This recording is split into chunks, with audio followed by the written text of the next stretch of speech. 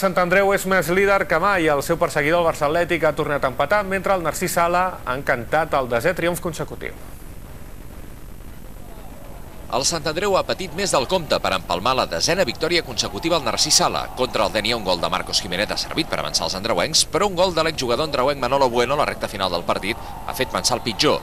La ràpida reacció de Tarradellas, autor del 2-1, ha permès que el Sant Andreu eixampli diferències al capdavant de la taula. I és que el Barça Atlètic ha obtingut un empat de mèrit al Colleu del Coll, que allunya els de Luis Enrique del primer lloc, però els manté en el segon. La Gramenet ha cedit la segona derrota a casa en tota la Lliga i pel mateix marcador que l'anterior, 1-3.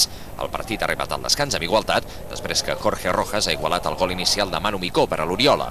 Però en la segona meitat, els visitants han estat més resolutius. L'ex del Barça Atlètic, Rubén Rayós, ha fet l'1-2 en el minut 57, un gran gol, i aquest penal transformat per Francisco ha significat l'1-3 final en el minut 73. El Sabadell només ha trigat 22 minuts en trencar la resistència del que va la nova Creu Alta amb aquest gol d'Eneco, amb la col·laboració del porter visitant. Quan faltaven 10 minuts per al final, el lateral Amadeu Arnau, Xapi, s'ha estrenat com a golejador i ha certificat la victòria local. El Badalona ha recuperat les seves millors sensacions al camp de l'Sporting Maonès, on ha aconseguit una victòria clau per fugir de la zona baixa.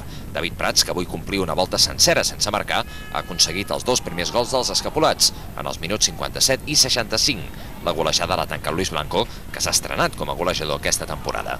Però encara més important, crucial fins i tot, està la victòria del Lleida al camp d'un rival directíssim, el Vila Joiosa. Els de Mir Vicente surten del descens i fiquen els locals, que han vist com Xavi Jiménez i Miki encarrilava la victòria dels del Segrià amb un gol en cada part. Fabiani ha donat lleugeres esperances als locals amb aquest gol en el minut 76, però Marc Sallarès ha esvaït qualsevol dubte, marcant en el minut 83 l'últim gol del partit.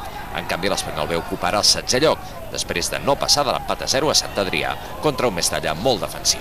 I el Terrassa ha sumat una nova derrota, en aquest cas al camp de l'Alacant. Els de Miquel Olmo han rebut dues plantofades consecutives amb els gols que han aconseguit Oinats Bilbao en el minut 16 i Ivan Forte 2 minuts després, i no les han sabut superar. A la segona part el Terrassa ha millorat, però el gol de José Ramírez ha estat insuficient.